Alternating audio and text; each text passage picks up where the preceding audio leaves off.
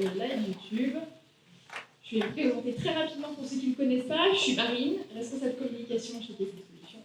Et donc, j'aurai le plaisir de présenter les speakers, de vous accompagner du coup sur cette édition 2022 de la Tech Week. C'est un plaisir de vous avoir ce soir parce qu'en 2020, on n'a pas eu d'édition de la Tech Week, ça a été annulé avec le confinement. En 2021, on a eu une édition 100% live avec le couvre-feu. Cette année, on n'est ni confiné, ni couvre-feu. Par contre, comme on aime bien faire dans l'original, on a un match de foot international. Actuellement, on a une équipe serbe qui est en train de s'entraîner. On n'a pas le droit de s'approcher des vitres.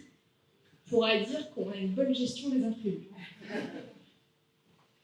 L'année dernière, on a mis en place des warm-up. Donc l'idée, c'est que vous puissiez vous installer tranquillement dans une bonne ambiance. Ça déstresse un petit peu les speakers avant de se mettre en scène. Et donc cette année, on a décidé de garder ce format. Donc là, vous allez pouvoir en profiter ce soir. Et pour ce premier soir de Tech Week, on a un warm-up qui est une animation sonore et visuelle. Et donc, je vais vous inviter à vous lever, après vous avoir obligé à vous asseoir, et à rejoindre du coup Little Tune pour un DJ set de 10 minutes qui se trouve dans la salle qui est derrière vous. Et pour les personnes qui sont en live, je vous laisse en profiter et on se retrouve dans 10 minutes pour les conférences. Allez-y, c'est parti.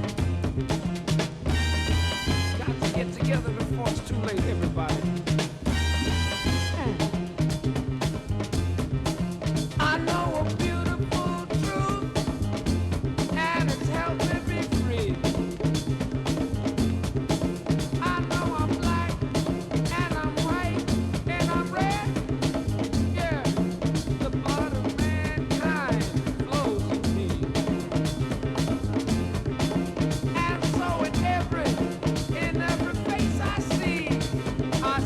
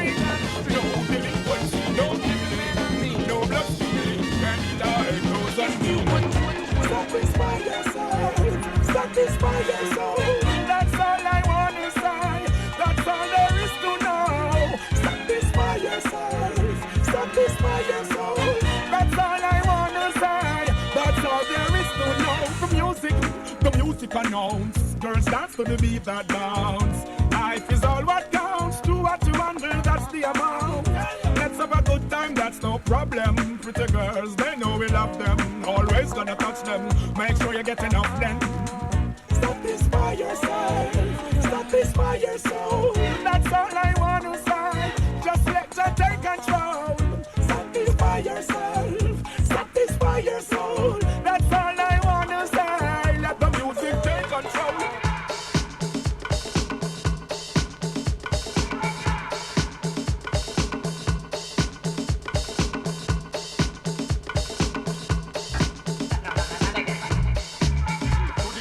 Squeeze up the breast like jelly. That's Shelly. She sing like Kelly. She know I no man yammer like R. Kelly. The girl run when Nelly. Say if I know me or assassin I Ellie. So she call me Pamicelli. She say her man will dead like Machiavelli. The girl go so. When me post it in her heart, then she plays from the bed, go straight na dance car. And that Guinness me go for yard. Then she feel like it's something where she have a no PR. She say all this fear in love and war. War can tell love in me bring cut and scar, but she love it anyway. She love it when it blaze up the fire in her heart. She say, sweet to the belly, squeeze up the breast like jelly. Don't Shelly. She sing like Kelly. She know I no man yammer like R. Kelly. The girl run when Nelly. Say if I know me, I'm Marshall I Ellie. So she call me Pamicelli. She say I'm a new dead at Machiavelli. When she say, that no mean she suck it. Got her in the bedroom, a straight out to broken. So all night walking, she really chicken them, me dead at the broken. See but them no girl can knock him. No Antoinette, no Jackie, no Susie, no him. Bedroom handcuffing, force up the stuffing, here's the puffing. The girl goes up. It's sweet to the belly, squeeze up the breast like jelly. Don't Shelly. She sing like Kelly. She know I'm a man, I'm like R. Kelly. The girl run when Nelly. Say if I know me, I dance like Ellie. So she call me Pamicelli. She say her man no dead at Machiavelli. So we go so good luck. If you know one good book, that one go look a good song. Me go from your hook, me friend up. In tell me say you can't come. Roast up, cook the please me and cut. Me mean cause I need first blood. You go put on your clothes that you have get up. You get fucked. She say.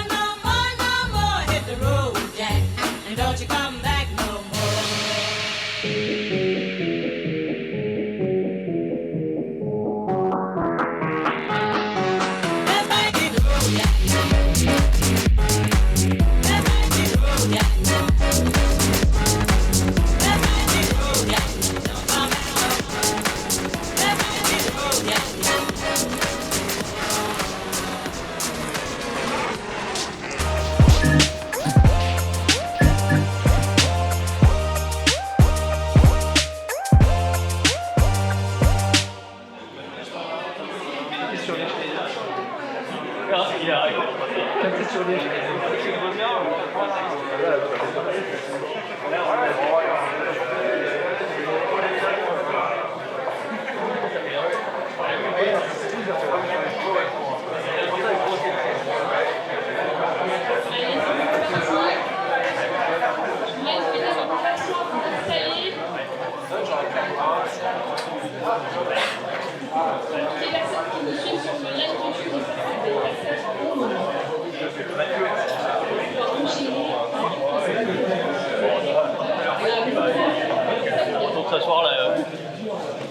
est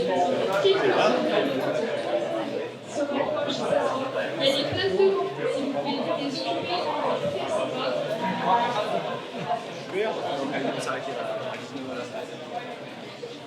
Tu veux donner aussi pas sûr, je vais voir. Ouais.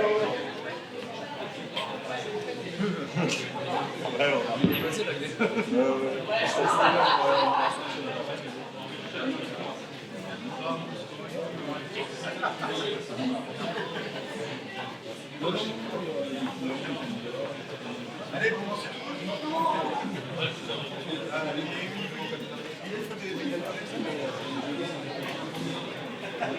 on va enchaîner directement pour ne pas faire attendre trop les personnes qui nous suivent sur le live.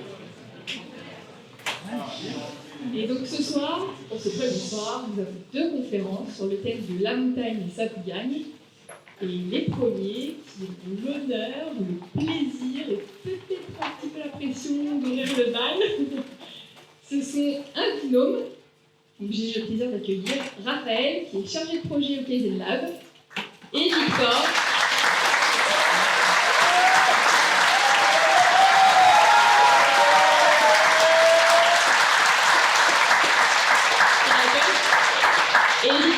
Qui est en alternance en tant qu'ingénieur en développement embarqué. À vous.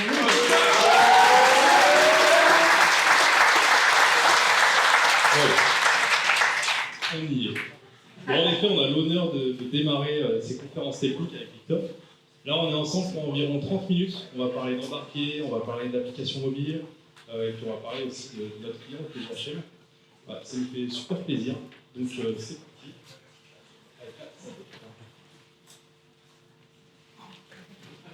Direct. Voilà, Secours se connecter, système embarqué au sommet. On va bien sûr commencer par un petit peu de contexte.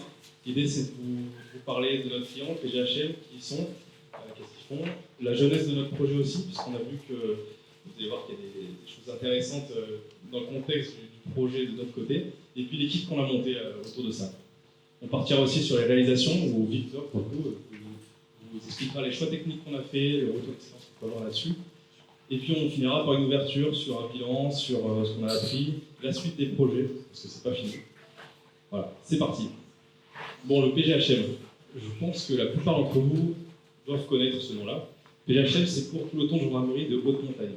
C'est un peloton qui a été créé après un drame survenu en 1956 au Mont Blanc, où les alpinistes sont partis gravir, mais une fois arrivés en haut, ils ont eu des problèmes météorologiques et sont restés bloqués. Il y a eu plusieurs secours qui ont été tentés, notamment un hélicoptère de l'armée qui a été déployé avec des secouristes pour les aider, mais qui s'est crashé. Heureusement, les secouristes et les hélicos ont pu s'en sortir, mais les alpinistes, eux, sont restés bloqués là-haut et ils sont décédés. Suite à ça, il a été décidé de mettre en place un groupe spécialisé pour ce type d'intervention.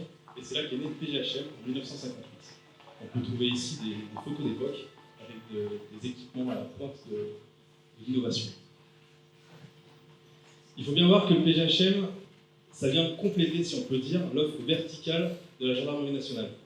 Les gendarmes, je pense que vous les connaissez, j'espère pas trop. On les voit notamment sur les routes, mais peut-être vous ne savez pas qu'ils peuvent aussi intervenir en souterrain. Notamment jusqu'à moins 1122 mètres, c'est le gouffre Berger qui est juste à côté, d'accord d'ailleurs. Ils ont des équipes spécialisées pour ce type d'intervention en spéléologie, pour l'assistance, des secours ou de la reconnaissance. Ils peuvent aussi intervenir en montagne, les gendarmes, pour de la prévention, pour apporter secours à certaines personnes. Et le PGHM, lui, est pour le côté haute montagne, dans des environnements beaucoup plus risqués, et pour des altitudes jusqu'à, pour la France, bien sûr, c'est le Mont Blanc, 4800 mètres. En termes de profil, pour être au PGHM, il faut d'abord être gendarme de carrière. Et ensuite, il faut avoir 3 compétences indispensables. La première, c'est enquêteur, c'est avant tout les agents de police qui vont devoir faire des rapports, des enquêtes sur des événements. Deuxième, c'est secouristes, qui vont porter secours à des personnes qui sont diplômés des premiers secours en équipe, niveau 1, niveau 2, ils sont aussi moniteurs de secours. Et puis le dernier, bien sûr, un des plus importants et spécifiques à ce peloton, c'est l'alpinisme. Ils sont guides haute montagne ou aspirants guides. avec des connaissances du terrain de montagne, des compétences physiques aussi qui leur permettent d'intervenir là-haut. Et puis des moyens aussi qui sont déployés, typiquement l'hélicoptère qu'on voit, un dragon qui passe parfois au-dessus de Grenoble, rouge et le jaune, c'est l'hélicoptère du PGHM. Bien, on a vu que les équipes du PGHM sont assez variées. Ils ont aussi un très grand historique. Donc là, si on s'intéresse maintenant au type de mission que le PGHM peut réaliser, on remarque qu'il y a beaucoup d'interventions suite à des accidents ou bien des personnes qui sont perdues en montagne et qu'il faut les secourir. Donc on remarque ici qu'il y a beaucoup de personnes qui font la randonnée qui ont quelques accidents et qui ont quelques problèmes, donc il faut aller les secourir. Mais ils ont également d'autres missions, parmi lesquelles celle de rechercher des personnes qui sont disparues. Donc pour cela, ils vont mettre des moyens en place, des personnes qui vont rechercher sur le terrain, accompagnées parfois de maîtres chiens et de leurs chiens. Et donc c'est une des spécificités du PGHM, c'est qu'ils sont souvent amenés à intervenir avec des hélicoptères. Donc soit pour récupérer des victimes, ou bien pour déposer les secouristes au plus près du terrain. Ils ont également d'autres missions qui sont de prévenir les accidents et aussi de sensibiliser le public.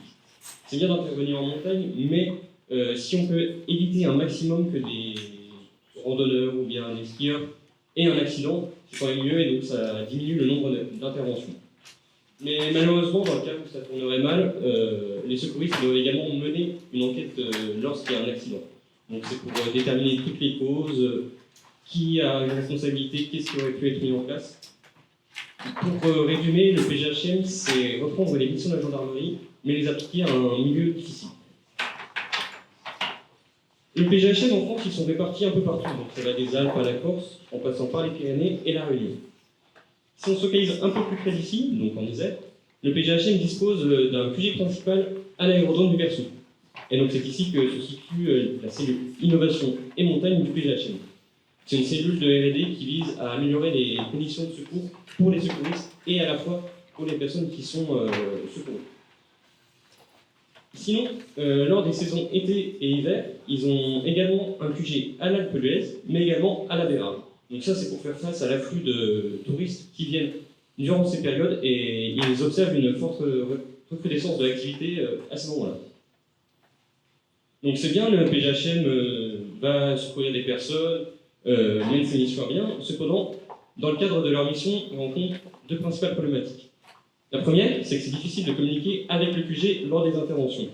En effet, le réseau mobile classique en montagne, on le sait, c'est variable, soit ça passe pas. Et donc, pour assurer une communication qui soit efficace, le PGHM ne peut pas compter sur ses moyens traditionnels. Ensuite, ils ont également un problème de preuve lorsqu'ils font leur mission de secours. Lorsqu'ils sont en train de secourir des personnes, les secouristes n'ont pas forcément le temps de prendre des notes sur ce qu'ils font, ils sont dans le feu de l'action, 2 heures peuvent passer en 2 secondes. C'est très compliqué d'avoir un retour très précis sur ce qui s'est passé pendant la mission. C'est pourquoi le PGHM souhaite qu'il y ait un moyen plus facile pour obtenir des preuves des recherches qui ont été réalisées. Et c'est donc ici que le PGHM, au travers de sa cellule Innovation et Montagne, nous a contactés pour réaliser un projet de balise. Donc il y aurait 3 balises, une première pour les secouristes, une deuxième pour le maître chien, et enfin une pour le chien. Très bien. Bon, parlons maintenant un petit peu de la jeunesse du projet. Ça a commencé, première discussion à Kaizen de ce projet-là, a commencé il y a quelques mètres d'ici, quelques centaines de mètres d'ici, parce que c'était en terrasse du bar Le Pays ta bière. Là, qui rigole, je me demande pourquoi. Un, deux. Tout va bien. Et donc 2 collègues sont allés en terrasse en afterwork, et Julien, qui connaît des personnes du PGHM, a parlé de cette innovation, du fait qu'ils recherchent des partenariats avec des entreprises pour les aider à travailler sur ce domaine-là. On l'a tout de suite accroché en fait. Parce que bon, la montagne, on adore. Sauver des vies, c'est cool aussi. Bon, ben c'est parti. Il y a juste un petit hic quand même, c'est que le budget du PGHM est d'environ 0 €. Bon, c'est un peu pas compatible avec notre modèle économique, vous ne l'apprenez pas. Hein. Et bon, qu'est-ce qu'on fait?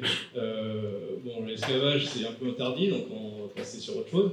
Comment on peut transformer un truc qui nous permet d'adresser un projet sans que ça nous coûte trop cher? On va faire des stages, je crois que j'ai ma petite idée. On va le transformer en stage en alternance. Et ben c'est ce qu'on a fait. Alors on les paye quand même aux stagiaires et aux alternants, mais le coût est moindre. D'autant plus que c'est un sujet qui est quand même super intéressant. Pour nos stagiaires, ça leur fait un projet, un réel projet avec un vrai client qui a des attentes, qui a pas de budget, mais qui a un planning. Donc voilà, c'est super formateur. Et puis en plus, ce projet-là, il a la particularité d'avoir peu d'informations confidentielles, et c'est rare pour un projet, donc on peut facilement en parler. C'est d'ailleurs pour ça qu'on en parle ce soir. Bon, bah c'est parti, on transforme notre delivery et on propose ça en sujet stage. Bon, on a échangé avec le client pour dimensionner les stages, quelles compétences il faut qu'on vise, combien de personnes dans l'équipe il faut qu'on recrute. Donc ça a été fait avant 2021. Et puis donc on a décidé de recruter 2 stagiaires, un embarqué et un en application mobile, Étienne et Étienne, on a fait dans la simplicité, et un alternant embarqué, Victor ici présent, qui lui c'est sur 3 ans en fait. Ils sont tous les 2 accompagnés par 2 tuteurs, Julien qui nous a trouvé justement le projet pour la partie embarquée, et Rémi sur la partie. Je sais pas si c'est moi ou un truc, mais vous m'entendez aussi? Du coup, fin 2021 jusqu'à janvier 2021, définition du besoin, on cadre un petit peu le projet. Janvier 2021, l'équipe arrive et on démarre le projet. On part sur une phase, sur toute la période de stage, donc de 6 mois environ, de validation de concept. On va aller tester plusieurs solutions hardware, software et se baser à la fin sur en prendre qu'une seule. Ça, c'était jusqu'à l'été dernier. Et là, on est maintenant dans une phase de prototypage avancé. L'idée, c'est d'avoir quelque chose de plus évolutif, un produit amélioré, jusqu'à peu près cet été.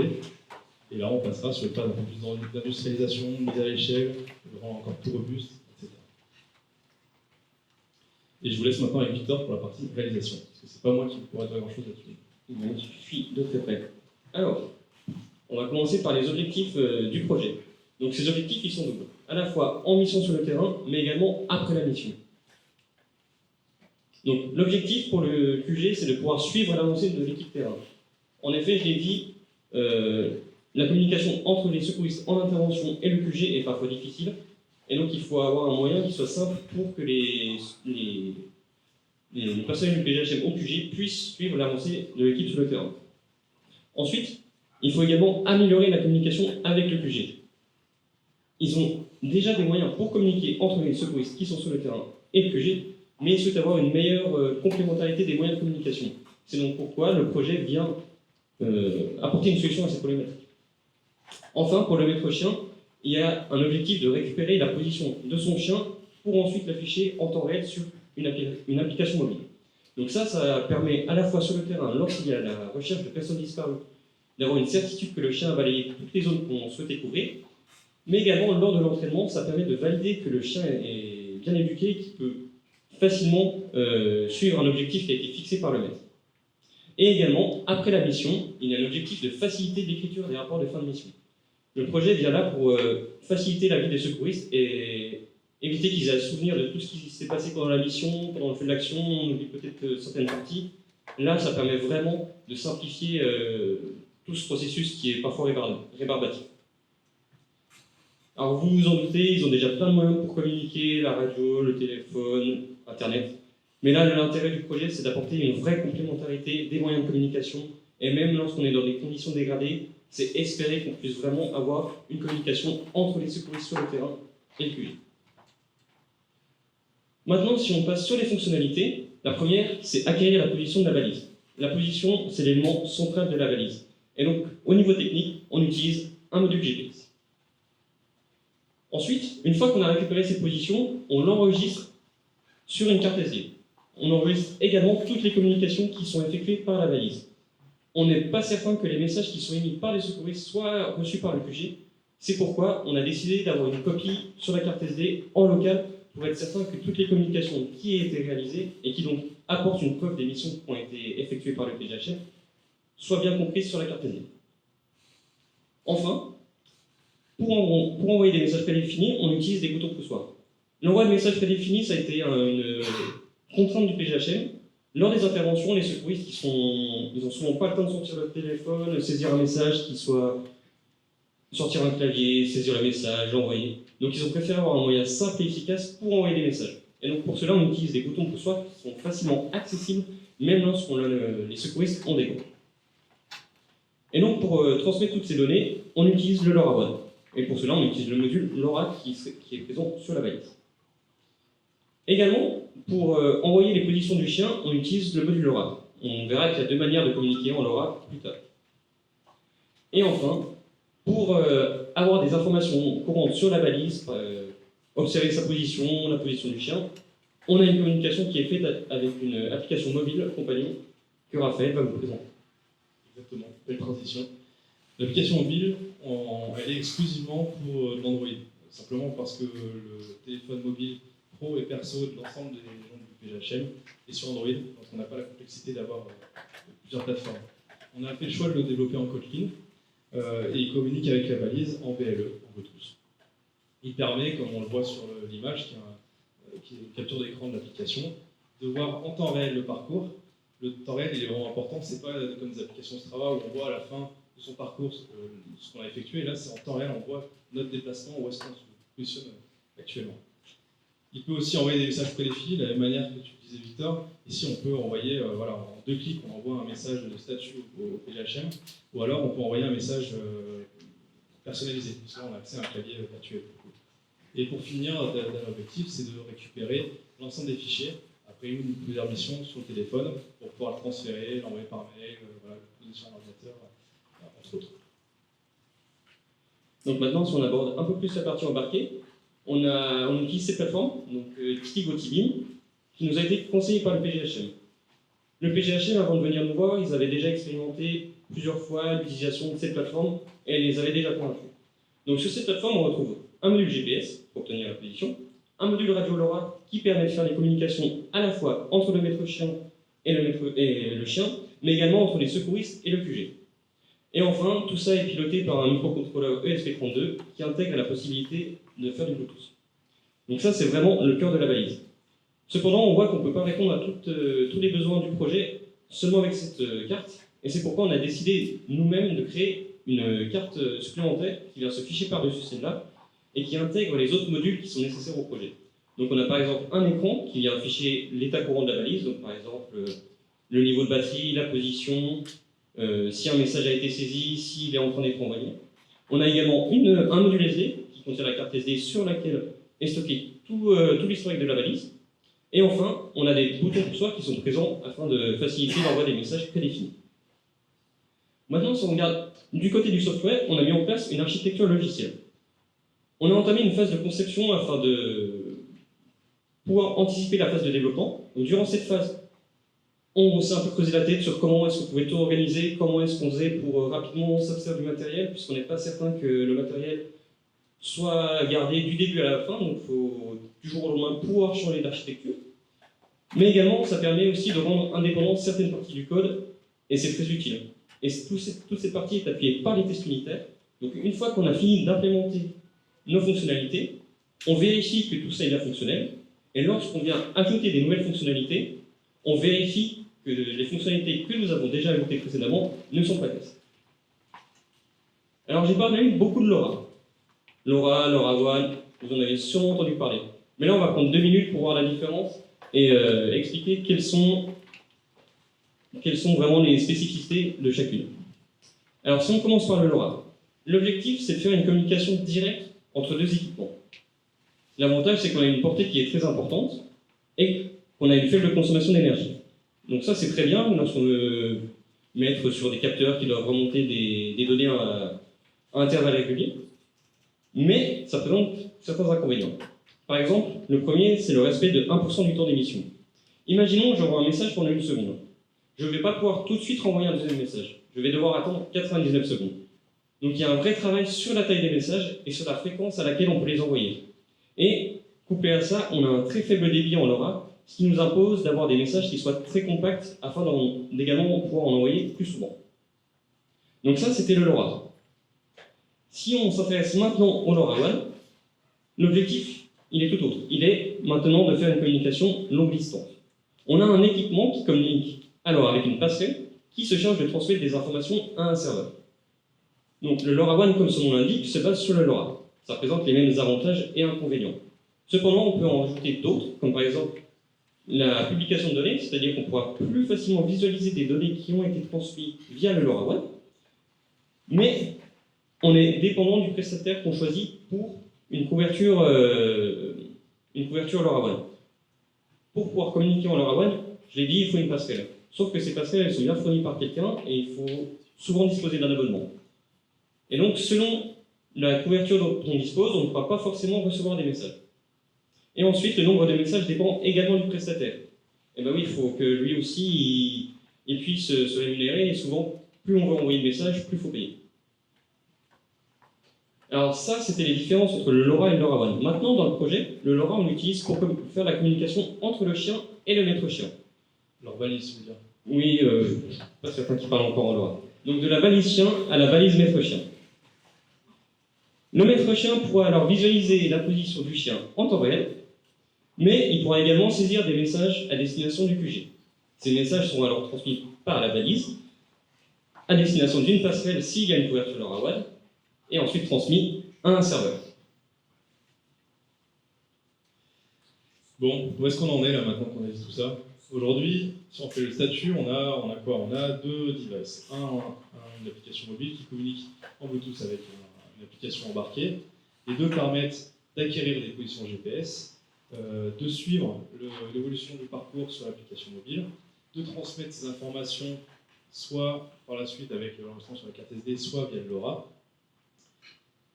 et d'envoyer des messages prédéfinis. Maintenant, où est-ce qu'on veut aller? Non. Maintenant, on l'a testé ça sur un terrain. Donc ce que vous voyez là, c'est le tracé qu'on a effectué il y a quelques semaines. On a récupéré les données directement depuis la carte SD et on s'appuie sur les collègues qui nous permettent d'afficher ça. On est parti en randonnée, on a fait ce tracé-là et ça nous a permis de valider plusieurs choses. Déjà que la position de la balise fonctionne, on récupère bien les positions GPS, on communique bien avec l'application mobile, puisque j'ai pu suivre en temps réel sur mon téléphone là où j'étais, comme ça je n'étais pas perdu, et on a bien récupéré toutes ces informations, on les a stockées sur la carte SD pour la récupérer par la suite. On a quand même vu 2-3 trucs à améliorer, typiquement le temps d'accroche GPS était trop long. L'accroche GPS, c'est le moment où le device est connecté à suffisamment de GPS, de satellites GPS pour avoir une position précise. Ça prend entre 5 et 10 minutes, ce qui est peu compatible avec le PGHM. On ne les voit pas trop attendre, reste dans l'hélico là parce qu'il faut qu'on ait une accroche GPS. Et puis en plus, la stabilité n'était pas super bonne puisqu'il y a toute une partie qui manque en fait, sur le parcours, on n'a pas fait du tout. On a perdu l'accroche, on était en forêt, on était vers des cielés, mais pour autant c'est amélioré. Donc, potentiellement, on va prendre une antenne GPS plus puissante, qui permettra sûrement de pallier ça. L'autonomie, c'était entre 5 et 7 heures, ce qui est probablement suffisant pour la plupart des missions, mais qui peut être un peu limite en cas où les missions s'enchaînent. Et puis ça leur impose aussi d'avoir à recharger le device tous les jours, donc c'est peut-être pas idéal.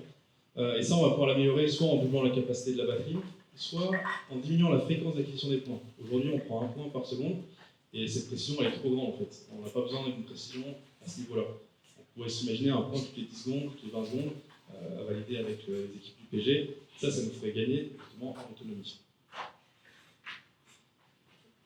Pour la suite du projet, il nous reste donc à finaliser cette balise-là. Ensuite, on va pouvoir en faire des dérivés pour faire les balises maître-chien et chien.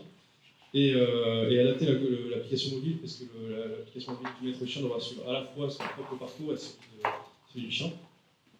Ensuite, on va refaire les tests terrain. Sûrement, on va livrer une nouvelle version de PGHM qui pourra faire des tests en conditions réelles, c'est-à-dire froid, humidité, pluie, gros doigts avec les gants, etc.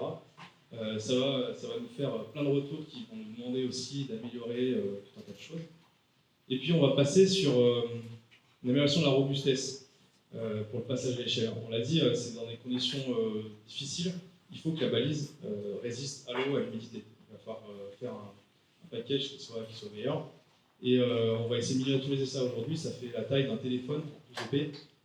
C'est pas énorme, mais ça peut être encore miniaturisé pour que ce soit plus pratique à utiliser. Et on va pouvoir faire ça notamment en développant notre propre carte électronique qui prendra en compte le bouton poussoir, la côté, entre autres. Bon, si on passe au retour d'expérience, d'un point de vue projet, bon, le sujet, vous l'avez compris, il nous a motivé dès le début, super intéressant. On a en plus pu rencontrer bien sûr des gens du PGHM, donc des membres de l'équipage, des secouristes, des maîtres chiens. On va rencontrer un pilote prochainement. Donc, voilà, le domaine d'application est fantastique. C'est aussi le début d'une collaboration avec le PGHM, parce que c'est pas le seul projet qu'on a avec eux. Suite à ça, en fait, on a un nouveau projet qui a démarré. Écoute, ce projet-là, je prends juste 30 secondes pour vous en parler. Les balises, c'est vraiment sur le côté terrain. Ce projet-là, le gros projet, c'est pour la partie sur le transport dans l'hélicoptère. Aujourd'hui, ils ont plein d'appareils qui leur donnent plein d'informations différentes. Leur téléphone, pro, perso, tous les appareils de pilote, etc.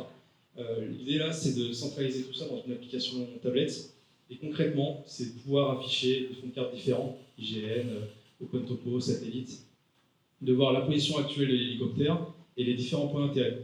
Les landing zones pour aller atterrir, récupérer ou déposer une victime, les lignes CATEX ou RTE qui traversent la montagne pour annoncer un danger, et puis potentiellement aussi des updates de la mission. C'est possible que la victime ait été déplacée, donc ça interviendra aussi dans ce projet-là. Alors, si vous avez d'autres questions, on peut en parler des heures, mais c'est pas le sujet. Je reviens là-dessus. C'est un contexte évolutif. Au début, c'était vraiment axé sur le côté montagne et avalanche, victime d'avalanche. En fait, on se rend compte que c'est utile pour plein d'autres trucs. Entraînement des équipes, à la fois des chiens, mais du personnel, et puis aussi pour la recherche de personnes, de randonneurs, de vététistes, pas uniquement pour les victimes d'avalanche. Ensuite, il y a eu un vrai tissu de compétences qui a été mis en place au Kaizen. C'est-à-dire que là, vous l'avez vu tout à l'heure, l'image avec le tracé GPS, on a fait appel à des collègues chez nous, et c'est même eux qui sont venus nous voir en disant ouais, vous avez plein de données data de position, on peut peut-être faire un truc pour essayer d'afficher les choses plus simplement. Et c'est eux qui nous ont proposé cet affichage-là, et on est en train de réfléchir pour l'automatiser, c'est-à-dire pouvoir tout simplement sortir les données de la carte SD, les mettre dans l'ordinateur et cliquer sur un bouton pour avoir ce type de rendu-là. On a aussi organisé un kata d'architecture sur le projet Hélico. Ça consiste à réunir, on était une dizaine environ, de personnes de Kaizen, où on a, c'est des gens avec plutôt des fortes expériences techniques, et moi, et on a discuté de comment on peut répondre à l'architecture de l'application Hélico, sachant qu'il y a quand même beaucoup de contraintes. C'est un client étatique, donc on ne peut pas utiliser n'importe quelle solution technique pour répondre à ce besoin-là. Et le fait d'avoir ces 10 personnes avec leurs expériences différentes, on a pu mettre en place une architecture pour ce projet. On a eu aussi une organisation qui a évolué dans le temps et qu'on a pu adapter. Et pour finir, on ne pourra pas faire de tour en hélico. Ça, c'est dommage. Mais ils nous ont promis une visite de l'hélico, quand même. Ils nous montreront ce que c'est que leur hélico. On va pouvoir le voir de l'intérieur et pas uniquement à plusieurs centaines de mètres au-dessus. Il n'y a pas que du bon. C'est une organisation qui a ses limites. Parce que, on a vu, il y a eu plusieurs phases, la phase de stage, la phase maintenant de l'alternance. Les stagiaires alternants, ils sont excellents chez nous, il n'y a rien à redire, mais c'est des personnes que l'on doit former aussi. Ils sont là pour apprendre, on est là pour leur apprendre des choses, donc il ne faut pas s'attendre à avoir une vitesse de développement exceptionnelle et aussi proche que nos ingénieurs. Donc il faut qu'on passe du temps pour les accompagner, pour leur apprendre des trucs, et c'est tout à fait normal. Et puis l'autre difficulté, c'est que ces personnes du PGHM sont difficilement joignables, et puis ils peuvent intervenir à n'importe quel moment, et c'est plus urgent d'aller sauver des vies que d'aller parler avec nous. Donc on s'est vu, c'était le cas il y a encore quelques semaines, une réunion annulée le matin même en fait, parce que c'était comme ça. C'est forcément une difficulté dans le projet qui nous pousse à nous adapter à chaque fois. Toi Victor. Ah, c'est à moi. Alors, de mon côté, je pense que c'est vraiment un sujet qui est très plaisant à travailler. C'est vraiment varié. J'utilise des technologies qui sont vraiment dans l'industrie, qui sont utilisées beaucoup aujourd'hui, qui vont se développer par le futur. Le contexte, il est idéal, c'est vraiment un projet très intéressant. Le PGHM, c'est un sujet qui intéresse beaucoup de monde, je crois, je suis pas certain. Et c'est vraiment satisfaisant de travailler dessus, et c'est un réel projet. Il y a un client qui est derrière, qui a des attentes, on a dû l'accompagner, étudier ses besoins, ensuite répondre avec un cahier des charges pour ensuite développer une solution qui lui est propre. Et je trouve ça très satisfaisant d'avoir participé à ce projet depuis le début. Mais il y a quand même un point négatif, c'est que des fois, l'équipe elle se résume à moi. J'ai beau avoir été accompagné par des super stagiaires au début, j'ai dû prendre la suite un peu seul. mais c'est quand même assez satisfaisant. Puis t'as un tuteur qui fait la tournée de l'Atlantique envoyée pendant 2 mois aussi. Hein. Faut pas l'oublier. Oui, faut le préciser. Bon voilà, vous avez vu quand même qu'on s'éclate sur ce projet-là. C'est la fin de notre présentation. Merci de votre attention. Et maintenant, place à vos questions.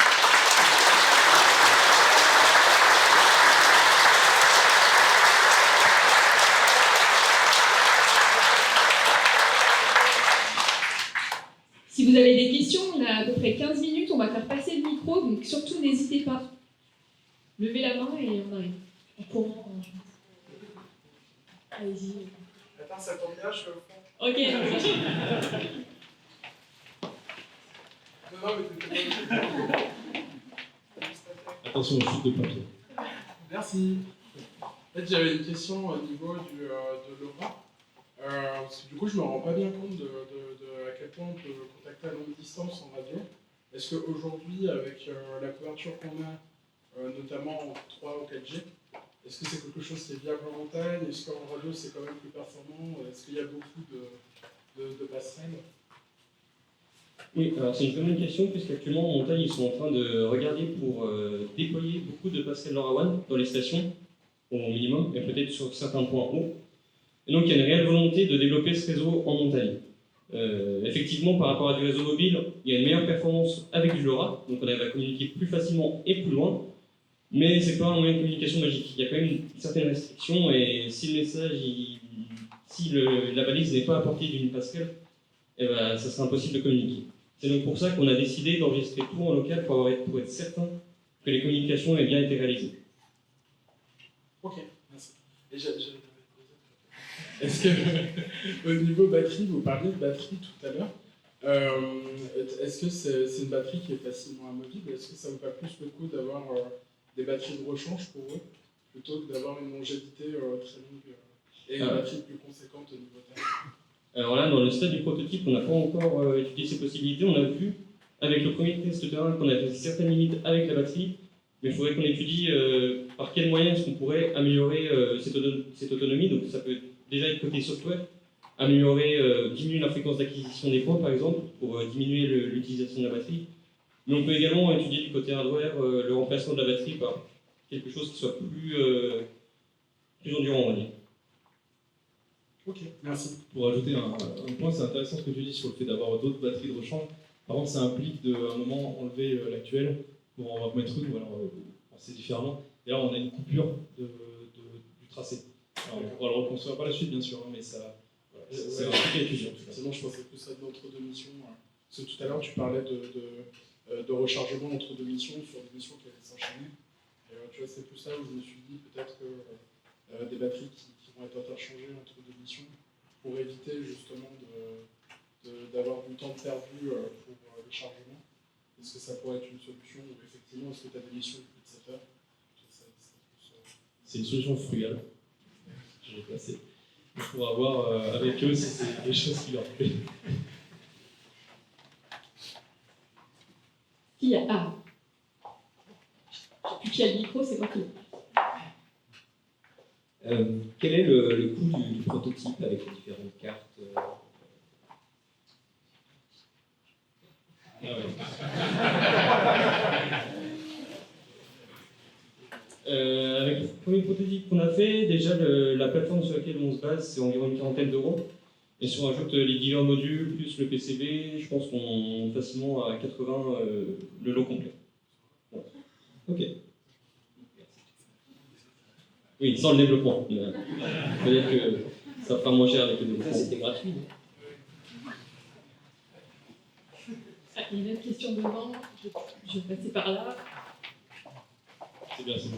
Il y a quelqu'un derrière. s'il te plaît. Pardon? C'était qui? J'ai vu là. Tu parlais de business model justement sur le fait qu'ils n'avaient pas de budget, mais du coup c'est Kayden qui est propriétaire de la solution, et du coup on va pouvoir la proposer à d'autres clients, ou c'est vraiment le PGHM? Dans le cas du lab, là, c'est vraiment la solution, on va leur livrer, ils seront propriétaires de ça. On n'a pas de volonté, nous, d'aller en faire un produit qu'on va aller industrialiser, vendre, etc. Notre volonté, c'est plutôt de les accompagner là-dessus pour comprendre leur métier, et puis pouvoir former aussi nos équipes là-dessus.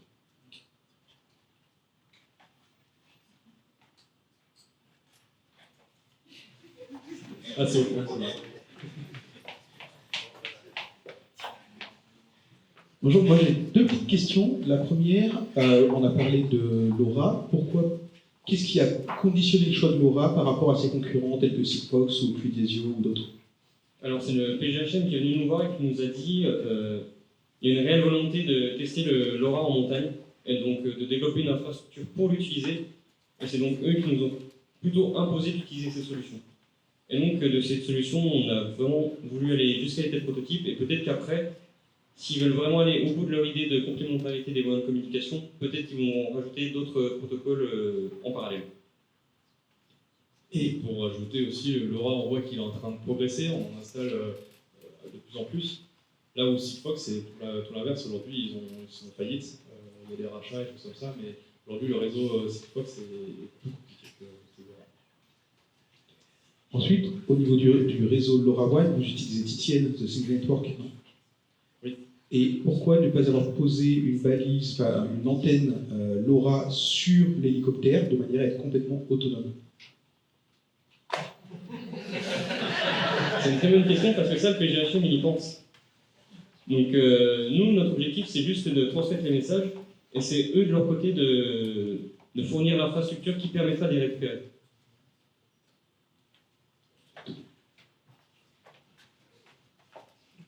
On a encore le temps s'il y a d'autres questions. Eh ben, je vous propose de les applaudir très très fort.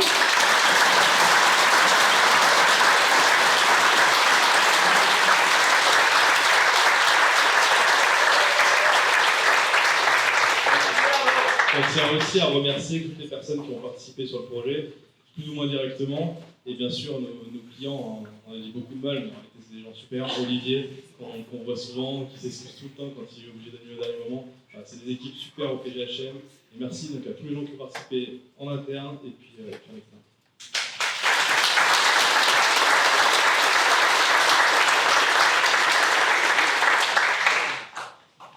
On va enchaîner tout de suite avec la deuxième conférence. On va rester sur le thème de la montagne. Et donc, c'est Taline qui va nous rejoindre. Et c'est un plaisir de l'avoir parmi les speakers de cette édition 2022 pour représenter les ingénieurs femmes de nos équipes. Donc, je vous demande de l'applaudir très fort.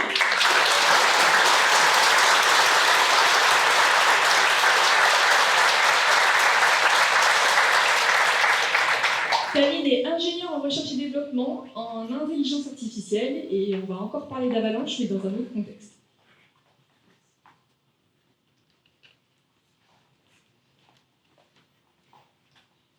Bonsoir.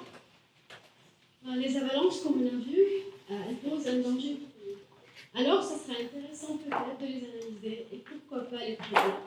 Et c'est ce que ma partenaire va nous aider à faire ce soir. Elle va prédire les avalanches dans sa boule de data. Mais concrètement, c'est quoi une avalanche? Une avalanche, c'est un écoulement rapide de neige sur une pente. Comment une avalanche se déclenche? Quand il neige, des couches successives de neige se forment. Ces couches successives forment ce qu'on appelle un manteau neigeux. Ce manteau neigeux, il est instable. Et son instabilité dépend des facteurs d'instabilité, comme par exemple l'augmentation brusque de la température, une forte chute de neige et même le passage d'un skieur. Si on prend l'exemple d'une forte chute de neige, ce qui se passe, c'est que le poids de mon manteau neigeux augmente, son instabilité augmente, et il y a une plaque de neige qui va se fracturer et finalement l'avalanche se déclenche. C'est quoi le risque? Vu qu'on va parler du risque. Bon, déjà, il faut savoir que l'avalanche est simplement un phénomène naturel. Nous, en tant qu'êtres humains, on a le choix de où on s'installe et où on construit nos infrastructures. Si on choisit de se mettre dans une zone où il y a une avalanche ou bien un phénomène naturel, cette avalanche devient un aléa et nous devenons exposés à cet aléa. Alors, un aléa est tout simplement un phénomène naturel capable de causer des dommages à une entité exposée. C'est quoi le risque alors? Bon, le risque, c'est le degré de ce dommage que l'aléa peut causer. Et le risque dépend beaucoup de l'intensité de l'aléa, et de la vulnérabilité de la personne et de l'entité exposée. Le risque n'est pas stable, il varie dans le temps et dans l'espace à cause des variations de ces composantes qu'on vient de mentionner, qui sont l'aléa et la vulnérabilité. Et ces deux composantes varient encore à cause des changements des facteurs socio-économiques, environnementaux et climatiques. Et pour complexifier encore les choses, ces facteurs socio-économiques, environnementaux et climatiques interagissent entre eux et l'un pour influencer l'autre. Par contre, un système complexe comme ça peut être analysé. Mais pour l'analyser, on a quand même besoin de beaucoup de données de types différents, qualitatives, quantitatifs, des données géospatiales, comme par exemple les données agricoles, les données d'avalanche bien sûr, données d'occupation des sols, les données socio-économiques et des données climatiques et plein d'autres données. Ce qu'on va faire pour illustrer les types d'analyses qu'on peut faire sur toutes ces données, c'est prendre deux exemples de cas d'études. Le premier, c'est la Haute-Maurienne, dans les Alpes du Nord, et le deuxième, c'est la vallée du Guive, dans les Alpes du Sud.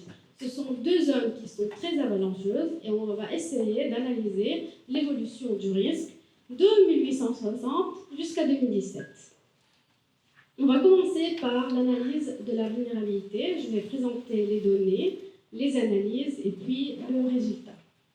Déjà, pour analyser la vulnérabilité, on a besoin tout d'abord des données agricoles, c'est-à-dire des données sur l'évolution d'ovins, bovins, le nombre d'éleveurs, le nombre d'agriculteurs. On a besoin des données sur l'évolution de la population, des données sur le tourisme, sur l'histoire de la zone, des données d'avalanche, et ici on a besoin particulièrement des emprises des couloirs d'avalanche, et des données sur l'occupation de sol qu'on va extraire des images satellites, des photos aériennes et des cartes historiques. Déjà, pour analyser les données agricoles et les données socio-économiques, on va utiliser une modélisation géohistorique. Cette modélisation géohistorique consiste tout d'abord à créer la géochronologie des événements. Ensuite, on va faire une contextualisation socio-historique de nos données qu'on a pour finalement hiérarchiser les facteurs et choisir les facteurs les plus pertinents qui impactent notre système. Et le résultat de cette analyse géohistorique, c'est ce modèle qualitatif que vous pouvez voir. Ce modèle qualitatif que vous pouvez voir juste ici. Et ce modèle va nous permettre de visualiser et comprendre l'évolution du système et les enchaînements des événements. On a dit qu'on a besoin de données sur l'occupation de sol. Bon, on va les extraire des photos aériennes et des images satellites en utilisant des analyses géospatiales. On va utiliser les méthodes de télédétection, d'orthorectification et des statistiques paysagères pour créer cette série temporelle de cartes d'occupation de sol. Ensuite, on va prendre les emprises d'avalanche qu'on a et on va extraire les statistiques des cartes temporelles qu'on a pour avoir les statistiques de l'évolution de l'occupation de sol dans notre zone avalancheuse. Et ceci va nous permettre de comprendre comment exactement notre zone a évolué et comment particulièrement nos zones d'avalanche ont évolué. En termes de résultats, qu'est-ce que ça dit sur la Haute-Maurienne? Déjà, ça dit qu'en 1860, la société était une société agro-pastorale.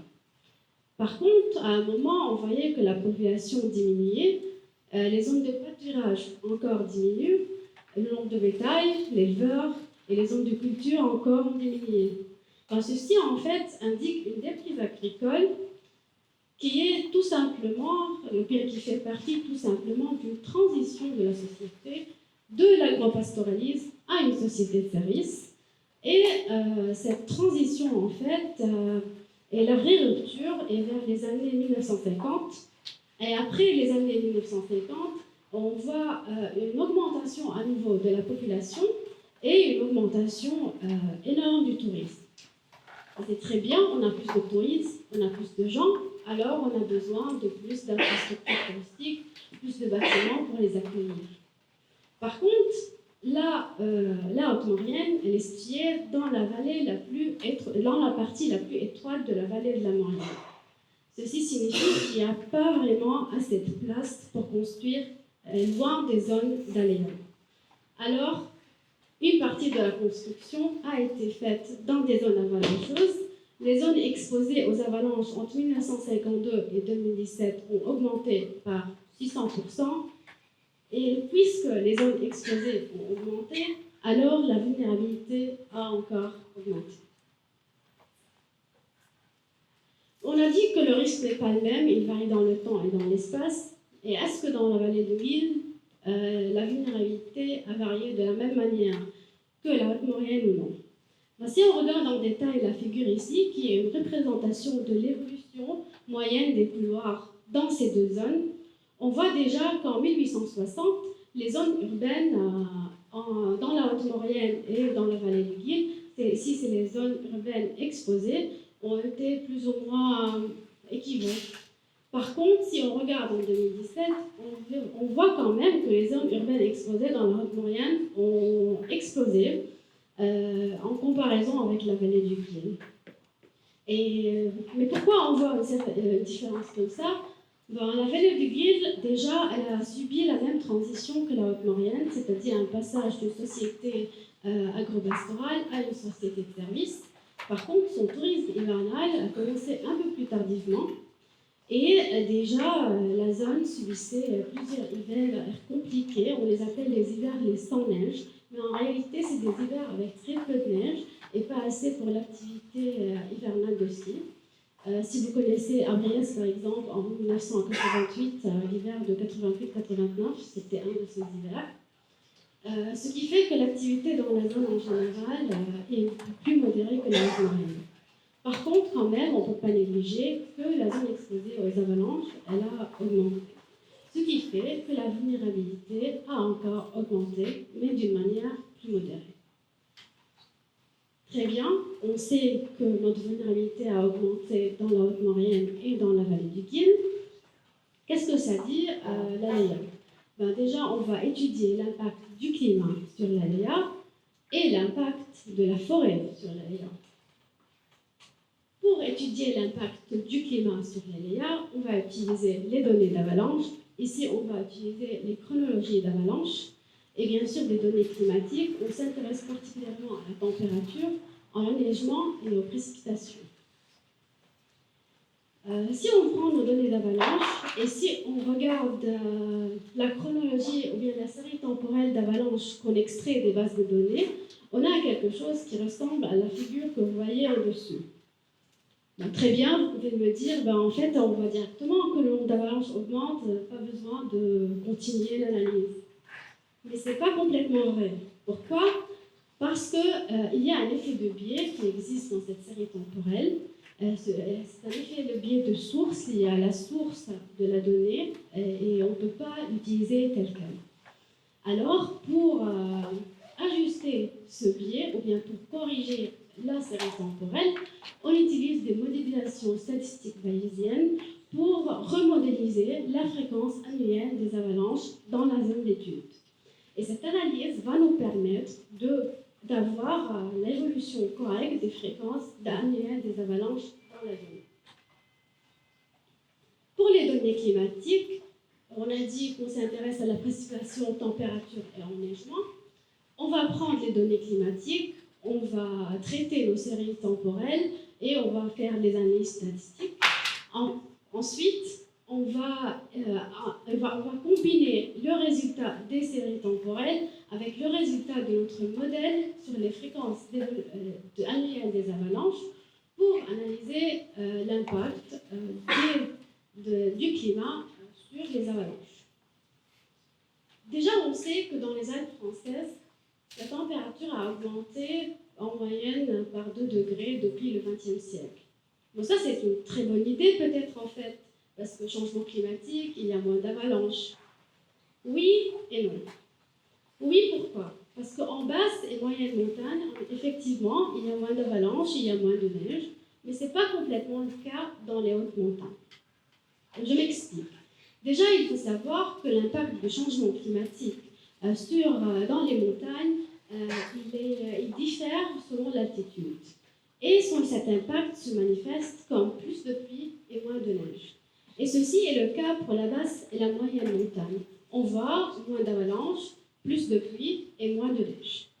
Par contre, dans la haute montagne, on voit plus de pluie pendant le printemps seulement. Pendant l'hiver, il neige toujours assez pour avoir beaucoup d'avalanches. Par contre, le fait qu'on a plus de pluie pendant le printemps ne passe pas inaperçu. Au contraire, il a un impact et il fait ce qu'on appelle une mutation de la nature d'avalanche au printemps, ce qui fait qu'on a plus d'avalanches humides que d'avalanches secs. Et c'est ce qu'on voit dans les résultats sur l'évolution de la fréquence annuelle des avalanches dans la Haute-Maurienne. On voit une augmentation depuis les années 50 et qui est alimentée par une augmentation d'avalanches humides. Alors, si on regarde nos résultats, notre aléa encore dans la Haute-Maurienne a augmenté. Si on regarde la vallée du Guil, on voit encore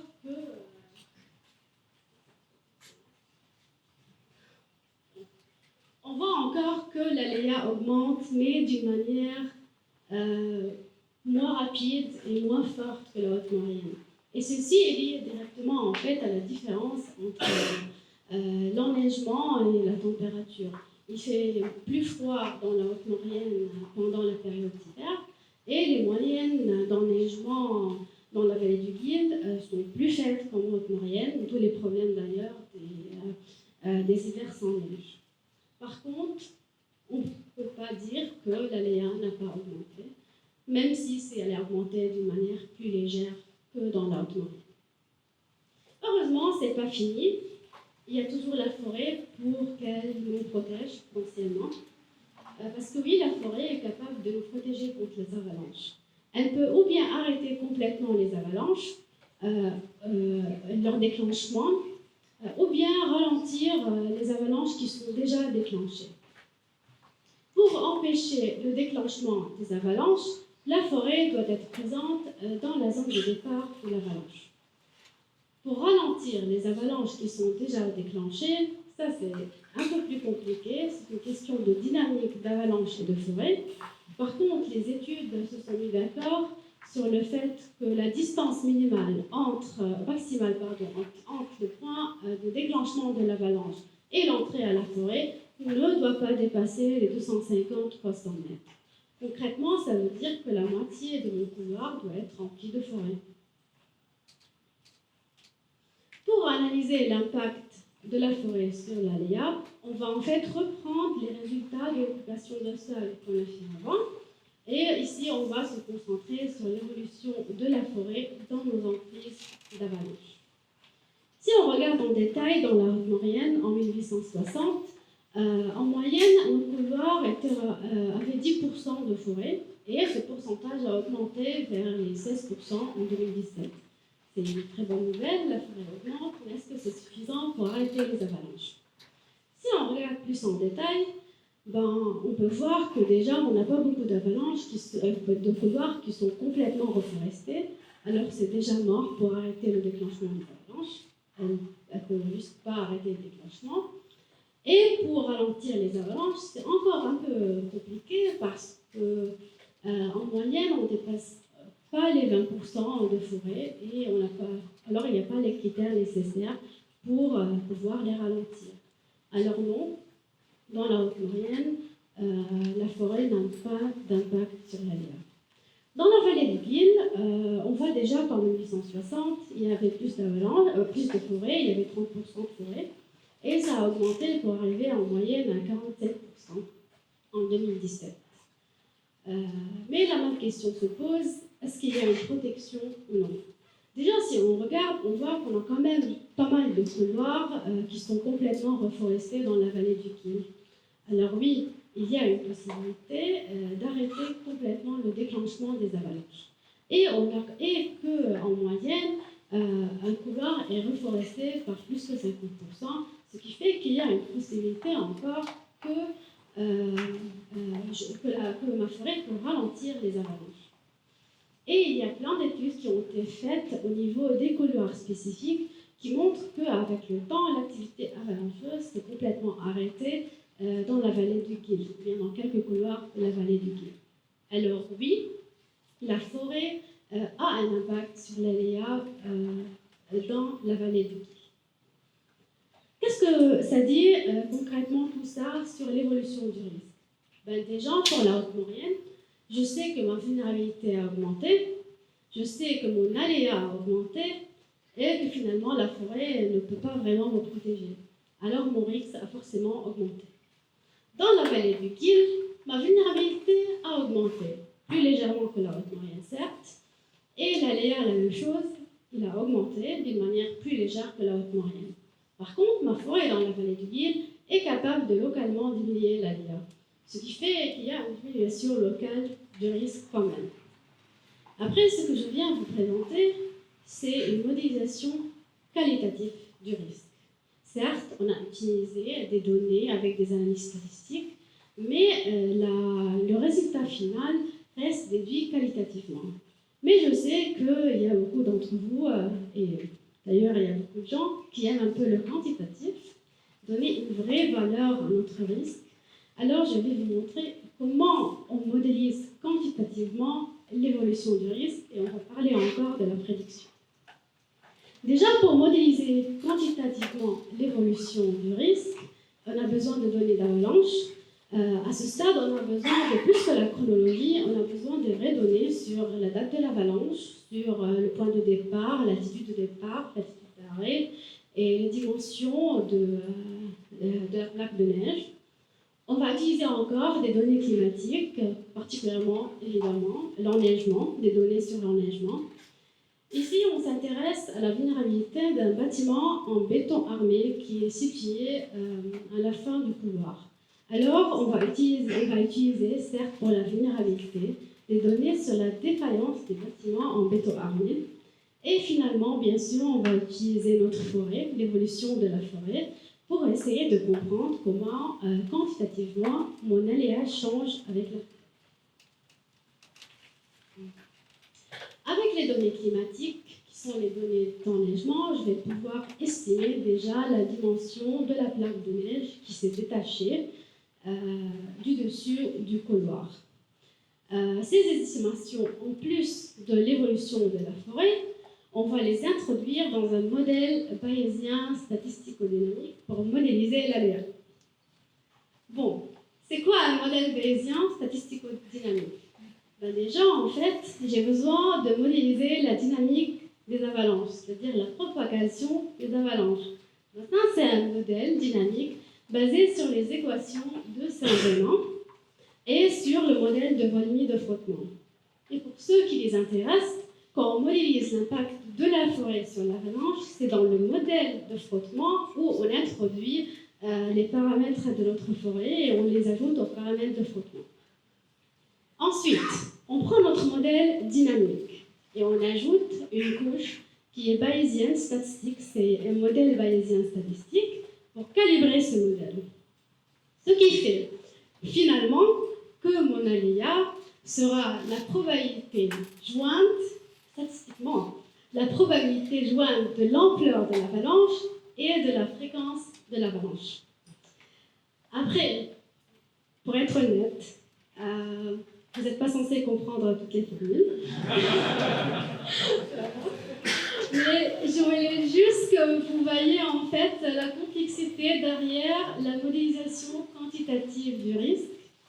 Et pour vous donner un exemple, pour calibrer ce modèle sur un couloir, on a besoin de calibrer 11 paramètres. Déjà, 11 paramètres, c'est beaucoup. Les calibrer correctement, ce n'est pas évident.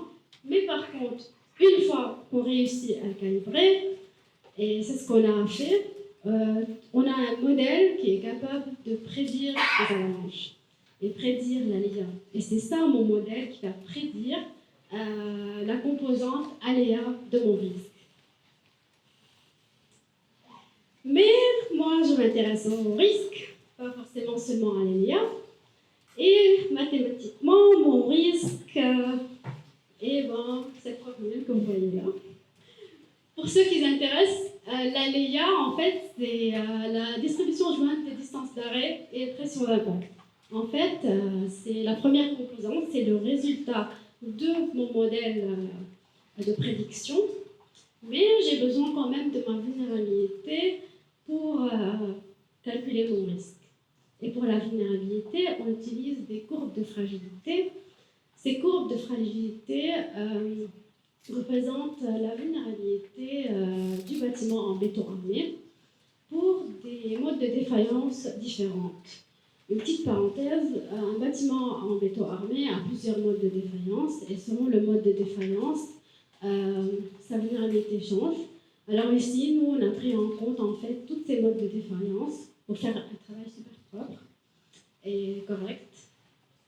Et on a analysé le risque pour des différentes configurations de construction parce que le but à la base du projet, c'était de choisir la meilleure combinaison de protection qui prend en compte encore la construction du bâtiment, la technique de construction. Pour les résultats de risque, la figure que vous voyez à droite, toute colorée, en fait, c'est ma grille de risque. Chaque valeur dans cette grille représente ma valeur de risque pour une fraction forestière, ou bien pour une forêt, un pourcentage de forêt particulier, et pour un mode de construction particulier. Pour faire simple, ce que tous cet élus ont dit, c'est que si je passe d'un couloir complètement déforesté à un couloir complètement reforesté, mon risque va diminuer en moyenne pour 80%.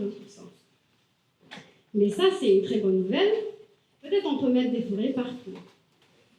Malheureusement, c'est plus compliqué que ça. Pourquoi? Parce qu'il y a un lien, une interaction qu'on n'a pas fait en compte dans notre modèle. C'est l'impact direct du climat sur la forêt. Parce que le climat, la forêt déjà à la base, elle subit des perturbations forestières comme les feux de forêt et les maladies. Et le climat, il fait que empirer ces perturbations et ça impacte directement sa capacité de protection qu'elle peut nous fournir contre les avalanches et même les autres risques naturels. Alors c'est quand même une lacune du modèle qui n'était pas prise en compte.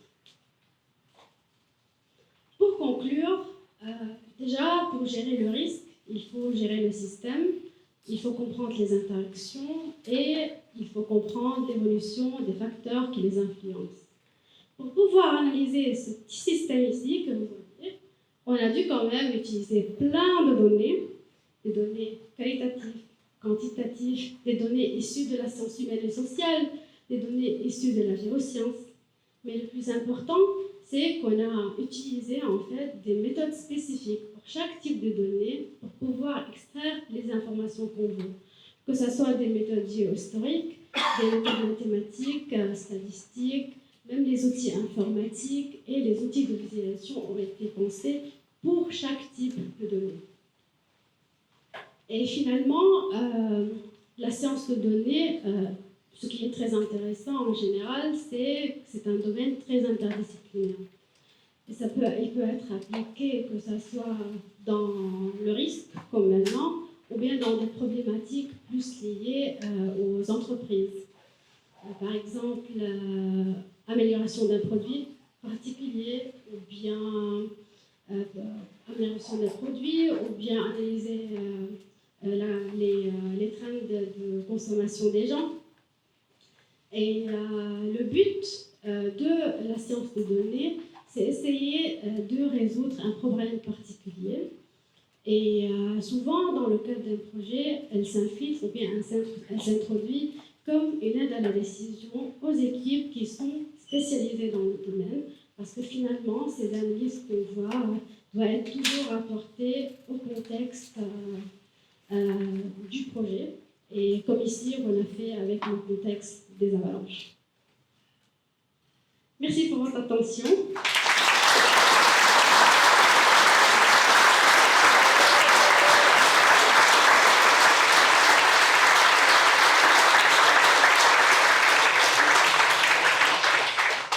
Alors, comme tout à l'heure, on a une quinzaine de minutes. Si vous avez des questions, c'est le moment.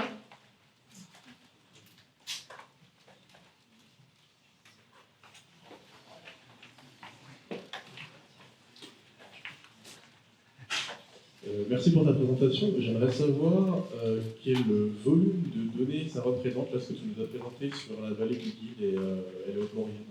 Pour chaque étude, en fait, ça représente à peu près quel volume de données? Volume en mégas. Ça fait beaucoup. En fait, il y a beaucoup de données. Déjà, tu as toutes les données historiques liées à l'évolution de la société. Ben, on a quand même... Disons, on a 25 séries temporelles, tout confondu. Voilà. On a des données qualitatives sur l'évolution ponctuelle de l'histoire de la zone. Bon, ça, c'est des livres et des textes, et en fait, qu'on a fouillés dans les archives des communes. Voilà. Si un livre d'histoire, deux livres d'histoire compte, on va dire que c'est des livres d'histoire. Et on a beaucoup quand même de données et de cartes. On a utilisé des cartes anciennes, je vais parler ici en détail, mais on a analysé encore des cartes anciennes. Alors là, on a 5 années par zone, voilà, avec plusieurs fiches de cartes. Voilà.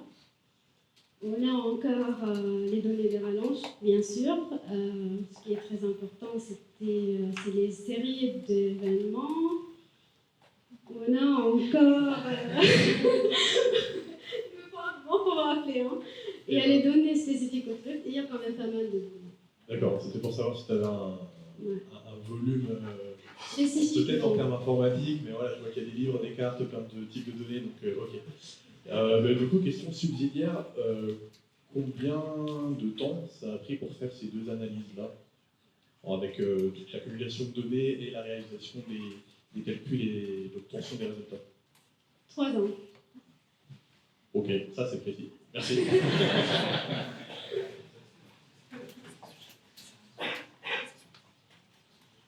Est-ce que vous avez d'autres questions? Oui. Une question sur les bâtiments dans les vallées. Est-ce que du coup, ça peut tirer des recommandations sur des structures de bâtiments, des formes, des choses comme ça, par rapport à des couloirs qui seraient pas protégeables ou pourrait jamais y avoir de forêt contemporaine ou des choses comme ça? Dans notre modèle, on a pris en compte des différents types de construction en fait. On est toujours en parenthèse, c'est en béton armé, on ne passe pas au bois ou autre chose. Par contre, le modèle qu'on a, en termes de recommandations, on ne peut pas explicitement en donner. Pourquoi? Parce que c'est vis-à-vis de l'évolution de la forêt. Et ici, on présente la solution comme une combinaison en fait d'une protection naturelle. On appelle une protection écologique et technologique en même temps. C'est-à-dire c'est un mix de types de bâtiments et d'un pourcentage de forêt particulier. Alors non, il n'y a pas une recommandation particulière parce que même ici, on prend en compte la courbe de défaillance qu'on a montrée en fait. Du coup, la qualité existante de bâtiments, elle agit beaucoup sur ça. Mais non, pas directement. On ne donne pas directement de recommandations. Ah bah voilà. Merci pour la présentation. Du coup, j'avais deux questions. La première, c'était l'impact, du coup, on parlait de l'impact écologique sur la déforestation et est-ce qu'il y a un impact du coup, socio-économique vis-à-vis des pistes de ski, par exemple, qui déforesteraient des zones à risque pour les avalanches? Oui. Oui, il y a un risque, il y a ce risque-là, on ne le prend pas en compte, évidemment, c'est trop compliqué de tout prendre en compte.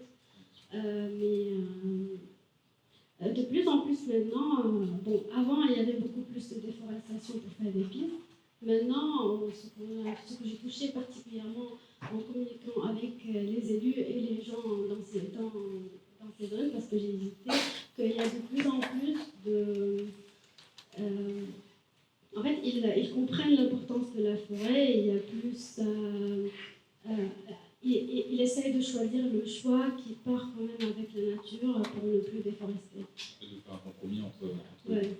Et la deuxième question, c'était par rapport donc on a vu du coup l'impact des forêts sur le risque.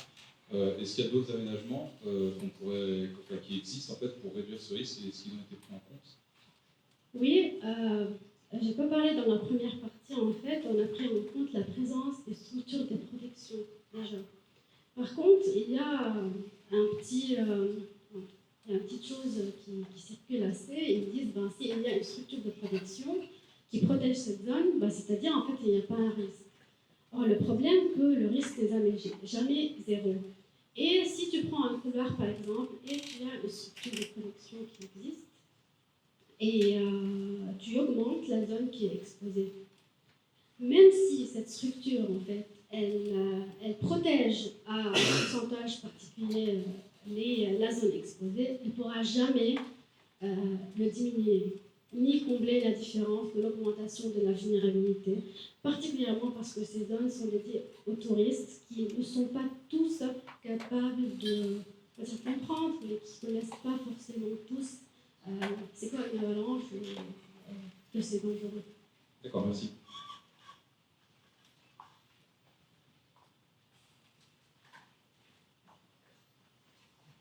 Est-ce que dans les différentes données sur l'occurrence des avalanches que tu as pu intégrer dans ton analyse, tu as pu écarter ou inclure les avalanches déclenchées volontairement? Oui, c'est quelque chose d'assez indéniable d'ailleurs qu'on a travaillé dessus. Et on a écarté les biais. En fait, c'est exactement les avalanches qui ont été déclenchées pour la protection, parce que c'est un mode de protection quand même dans les zones. Ça, c'était exclu complètement.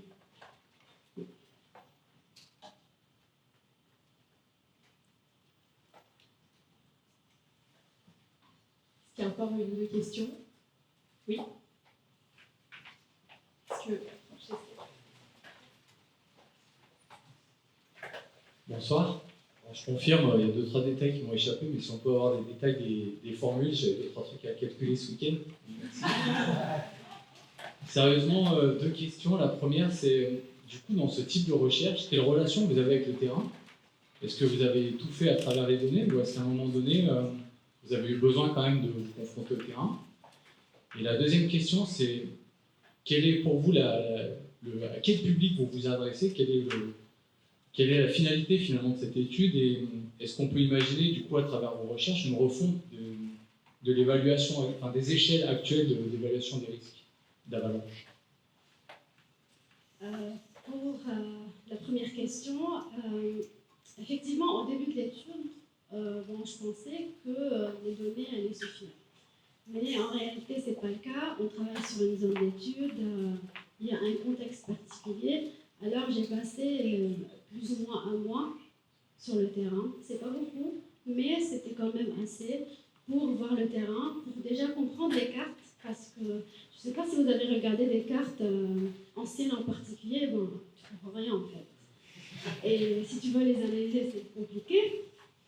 Et alors, c'est à travers mon expérience sur le terrain, déjà j'ai pu comprendre les cartes de ma zone, et j'ai pu, le plus important, parler avec les gens, parce que leur point de vue dans l'étude était important. Souvent, on connaît mal la mentalité des montagnards, on va dire, et comment ils perçoivent le risque. Et c'était intéressant de discuter avec eux et de réaliser finalement qu'eux, ils comprennent le danger des avalanches et le risque des avalanches. Alors, non, effectivement, les données seules, sans le contexte, ils peuvent te dire des choses, mais pas grand-chose. Voilà. Ils disent des choses, mais pas grand-chose en même temps. Alors, le contexte, oui. Votre deuxième question, est-ce que c'est possible d'imaginer une refonte C'est compliqué. Voilà. Parce que derrière le risque, il y a des organismes, il y a quand même de la politique derrière. C'est ce qu'on a vu quand on était sur le terrain. Il y a des besoins, des gens, des groupes particuliers. Et par exemple, dans la zone, dans la montagne, on a vu que les zones à risque, les bâtiments exposés à l'avalanche ont augmenté. Oui, mais finalement, est-ce que c'est mal qu'ils ont conçu des avalanches s'ils ont besoin de l'activité touristique pour pouvoir vivre? Alors, il y a beaucoup de questions qui font que remettre en cause ou bien refaire ou changer les métriques qui définissent le risque, ou bien c'est quoi le risque Je pense que c'est un peu compliqué. Le but de cette étude, c'est, à part utiliser les données pour analyser le risque et analyser le système, ce qui n'était pas fait avant, parce que c'est très compliqué, c'est encore de montrer que non, on a un risque qui est en train d'augmenter et on sait pourquoi. Et c'est compliqué de trouver une solution, mais peut-être un jour quelqu'un va essayer. Voilà, c'est un peu ça. Merci beaucoup. Ben, merci beaucoup. On va applaudir très très fort Alice.